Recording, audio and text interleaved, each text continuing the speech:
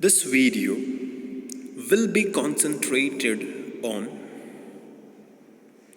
learning and literature of Egyptian civilization.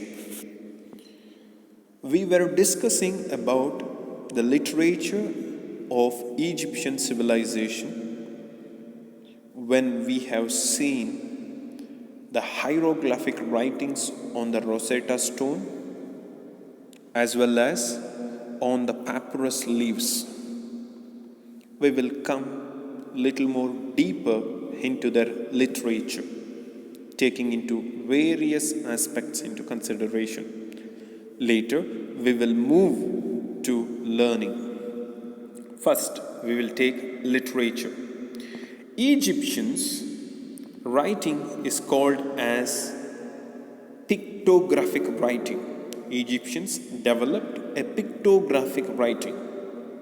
So, they wrote only in the form of pictures. You can read them in the form of pictures. Therefore, it is using a picture to communicate something, and these pictures are written down, is called as pictographic writing. And the Egyptian writing is called as hieroglyphics. Egyptians' writing is called as hieroglyphic writings. And this pictographic writing or hieroglyphic writing is one of the earliest or oldest form of writing in the present world. What is the meaning of hieroglyphics? Hiero means contains hundreds, containing hundreds. Glyphy means a sign. Glyphy, graph, graphy, glyphy means sign. So hieroglyphic means contains hundreds of signs. So hundreds of signs are there in your English alphabets and Kannada alphabets. You see hundreds of signs are there, drawings are there in different shapes. They communicate something to you. If the first letter is in U shape and inside a curve, you call it as A. And 3 lines in a triangle way and 2 lines are drawn to that is called as A in English. You see, 3 lines are joined by 1 line, it is called as A. Some of them, this hieroglyphic, so hundreds of signs, if you understand them, some of them stands for complete words, and while some other stands for only sounds. And today what we have is sounds, not the words. So usually some have a complete word called U. It is a sound also, as well as when you speak, it is only that Y-O-U. But when you write, U is only English alphabet. In Kannada, we have Ba. It is only an alphabet, but it is a complete word. So like that, A, in English, A single stands for single also, as well as for sound. So like these, some of the glyphy or the signs stands for complete words, or while some other only stood for sounds only. So the writings were on Rosetta Stone as well as on, you can see, on terracotta also. They also wrote on papyrus leaves. Papyrus was used for writing. You can see. What did they write? They wrote many books. The books named as the Book of the Dead, the Coffin Text, the Story of Shipwrecked Sailor, the Tale of Anupu and Baitu, etc. are some of the important books that speaks about the writings or literature of Egyptian civilization. What you need to carry from here is the writing is called as pictographical writing, one of the oldest form of writing, and the writing is called as hieroglyphics. Hiero means hundreds and glyphy means signs. So hieroglyphics means containing hundreds of signs. Some signs contains words, complete words, or some contains sounds. And next, they wrote everything on papyrus leaves. So some of the books are Book of the Dead, Coffin Text, and Story of Shipwrecked Sailor, etc. are some of the important books. Next, we move from literature, and a part of that is learning. Egyptians had a good knowledge about medicine, geometry, astronomy, mathematics, and calendar. So first part we will take as mathematics and geometry. Most of the scholars, so the learned people are called as scholars of Egyptian people, belong to a priestly classes. And the proofs for that they were learned people is the construction of huge pyramids provides undoubted thought to every modern person that Egyptians had a sound knowledge of geometry, arithmetics completely. Because such huge structure cannot be constructed without the knowledge of arithmetics as well as on geometry. They had a clear idea about addition, subtraction, multiplication, but they do not have, they had an idea about addition, subtraction, and division, but they hadn't an idea about multiplication. That shows when in their construction of pyramids. They were the first one to develop fractions, and they had a clear idea of measurements about the area of triangle, rectangle, squares, circles, and hectagons. So all these are the shapes of the pyramids or the drawings that have been made in the pyramids that shows that they had a complete idea as well as measuring techniques and measured and constructed. All these things gives us a paranoid proof that they are the masters of all these different shapes and maths: triangle, rectangle, squares, circles, and hectagons. What else we can say? They are the masters of geometry as well as arithmetics. From there, if you move on to a bit to the calendar, they were following a solar calendar. This calendar is something linked to the astronomy. In the astronomy, you should have a clear distinction between star as well as on the sun, planet, and other satellites. So Egyptians had a clear distinction between star and the planet and the other satellites. Their calendar was based on sun, therefore they're called as a solar calendar. That is a picture also available on that. They developed a calendar which is modern calendar of 365 days with 12 months, and each month having 30 days. This is there. 12 months, 30 days, 12 months, and 365 days for an year is an amazing of modern calendar time. They divided the year into 3 seasons, and each season will have 4 months.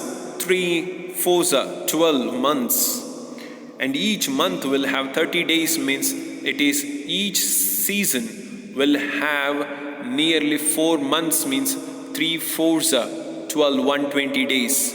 120 days into 3, it is nearly 360. 360 is a complete circle degree. So they have complete how the earth rotates on the axis with the 360 degree around the sun. They had a clear idea. They divided the entire year into 3 seasons of 4 months. Rising and receding of Nile stood for the first season, cultivation and growing of the plant stood for the second season, and the third for the harvest. About 1500 BCE, they invented a clock. The clock named as a shadow clock. This shadow clock is even today present in one of the museums of Berlin. Berlin is the capital of Germany. In Germany, the Berlin Museum has the 1500 BC's shadow clock. Based on the shadow, the time was decided. The priests were highly educated people in Egypt. They educated other people. And every child had to go and get education from the priest. It was for 12 years of education was taught. Temples were the centers of education in Egypt. Temples were the centers of education. If you want an higher education after completing of your 12 years, you must go to the officials to get trained in the administration as well as in war tactics. So thus, state controlled the entire education of Egyptians. So state had complete control over the education. The priests also were under the control of the Egyptian monarchs called pharaohs. From here we are moving on to art and architecture of Egyptians. Egyptians were great builders, there is no doubt about that, because their huge mammoth pyramids, even after 9,000 to 8,000 years, stood on the surface of the earth, is a glorious sight that shows their incredibility of building huge structures. And the Pyramid of Giza is the world's biggest structure on the surface of the earth. They developed fine arts. Their art and architecture reflect their culture. Their art and architecture reflects their culture, and this is remarkable. They built temples for their gods and pyramids to bury their kings. I'm reminding you, they built temples for their gods and pyramids to bury their kings' dead bodies. The walls of the temples and the pyramids are carved with beautiful sculptures and decorated with beautiful paintings. They built temples for their gods and pyramids for their kings, and walls of the temples and pyramids are carved, ಕೆತ್ತನೆ ಮಾಡಿದ್ದಾರೆ, beautifully carved sculptures and decorated with beautiful paintings. They used for construction stones, sandstones, stones like sandstone, limestone, granite. They also used wood to carve the statues.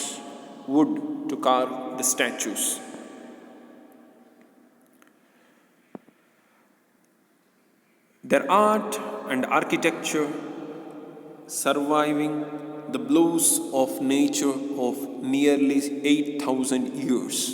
Their art and architecture even today are alive or surviving even after 5 to 8,000 years of blows of nature or ravages. They are the proofs of a well-organized and highly skilled artists, craftsmen, and laborers. It is said Egyptians of Egyptian civilization have been dead, but they live in the heart of every human being even today, because their skill, their hard work, their dedication, and their highly organizing artistic and craftsman's ability made them even today to live like fresh memory. This is what Egyptians have gifted us, that they are the great builders. From here, if you move on to a particular ones, there is a Giza pyramid. In front of it, there is a phoenix. Phoenix, I said, it has a head of a man and a body of a lion. You see, this phoenix, what you see on your right side, and below the Giza pyramid. I will explain about this both. Phoenix has a head of a man, you see a Egyptian head, and the body of a lion, it is sitting. And this is carved by Emperor Khafre. This has been carved by Emperor Khafre, and it is 240 feet long, 240 feet long and 66 feet high, carved out of single stone. You think Egypt is in the desert, and such a mammoth stone has been dragged and it has been carved. And this stone is 240 feet long and 66 feet high. With one single stone, this beautiful phoenix has been carved, and this been made by Emperor Khafre. And about this Egypt Giza pyramid, little details about this. This Giza pyramid is a tomb of King Khufu. It is a tomb of King Khufu. It is one of the wonders of the world. You can see the wonders of the world, how it stood. It is one of the heaviest structure ever built by man. It was built by his son and grandson. The Khufu's son and grandson have built. It is the biggest pyramid on the earth, which has 746 into 746 into 481 feet high, which has 23 lakh stone blocks, and each stone block has an average of 2.5 ton weight. Average is 2.5 ton. 2.5 ton is 2,500 kgs each average block, and it occupies 13 acres of this present. If you see the area that has occupied is 13 acres of land. This one huge pyramid. For this, 1,000,000 slaves, million means 10 lakh slaves, have worked for 20 long years to complete. There are more than 90 pyramids in the Egypt, but still some of them are surviving, some have been destroyed by the nature, and they are still standing after 4,000 to 5,000 years of their construction. The pyramids are the finest example of outstanding technical knowledge and sound administrative ability of these Egyptians. So a huge bow to the Egyptian civilization people for their ability and their craft. So next, if you go to the Luxor temple, which is in Egypt, you see the Luxor temple that you can see. It has a magnificent entrance, a beautiful entrance. The roads in both the sides is lined up with 365 phoenix. 365 phoenix have been lined up on both the sides. It's been lighted beautifully. During festival season, the statue of God is paraded through the doors into the temple. So all these are the beautiful sights that Egyptians have shown to this world. And we will also know about, for 2 marks, about the religion. So the gods and goddesses of Egypt, or the religion of Egypt. Religion played important or a significant role in the life of Egyptian people. They worshipped many gods.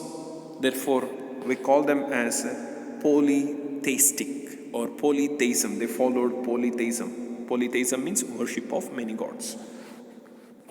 They also practiced the worship of animals, as well as they also worshipped their ancestors. It is said that Totmosism, which refers to the worship of trees and animals respectively. The important god already have given is Amun-Ra. Amun-Ra is the king of or a supreme god of all the gods in Egypt. Amun-Ra was the king of gods. He is believed as the creator of Egypt. This is the man, or this is the god. They believed that Amun-Ra is a creator. Ra is the sun god. And the next important person is Orisis. This is the god of the dead or god of the underworld. And he has a wife or goddesses. Isis is a goddess who was the wife of Osiris. Okay, Osiris is a god of the dead, or Yama, we call it as on your right, extreme right. And he is also called as a god of underworld. You see, his body has been covered with white cloth. Isis is his wife, who is the goddess of the motherhood, goddesses of motherhood, and also wife of Osiris. There are other minor gods like Horus and Hathor. And also Egyptians built temples for the gods. They also believed, these Egyptians, we always hear mummies. Egyptians believed in the transmigration of the souls. Therefore, they preserved their dead bodies known as mummies. So, they believed in the transmigration. Migration means moving from one place to another. The soul can move from one place to another place, so that the soul will come back to their bodies after some time, after their death, and they will live once again, is their belief. Therefore, they kept the dead bodies untactful, without decay. Without getting decay, they preserved. That dead bodies are called as mummies. They believed in the life after death. The priests enjoyed high status after king, and the king is the head of the religion. King named Amenhotep, we have heard already, Amenhotep IV made the efforts to introduce monotheism, but it was not successful. Worship of one god, the sun god Ra, but it was gone away after his death. The religion also died off. So what is mummy? It is a dead body which has been preserved for a longer period, because the Egyptians believed that soul will come back and take once again birth into this, or comes into this body and will leave. That is their belief. Therefore only they preserved these dead bodies is called as mummies. So the entire process of converting these dead bodies to preserve is called as mummification.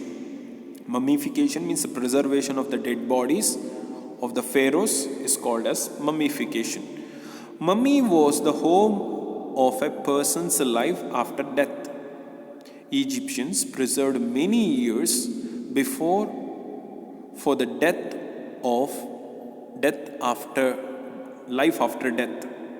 Egyptians prepared many years before for the life after death. They removed the internal organs of the dead body except the heart and dried them into Norton salt for 40 days. They kept these dead bodies in Norton salt for 40 days in this liquid. Then they filled the body with the dry leaves and sawdust. Wood powder sawdust, and wrapped it in a linen cloth or the white cloth, a cotton cloth. And for your kind information, this cloth has been exported from India. This cloth from Bengal was exported to Egypt. So Egyptians used our cloth. That cloth name is muslin cloth. These mummies were kept in the coffin and covered with a cloth in which they kept a book. Already we have said, book of the dead. They believed that the knowledge from this book would help the dead person to get back the knowledge, to go to heaven. Or to go to heaven, this book will give them the knowledge. That is their mummification story. With that, we are ending the video.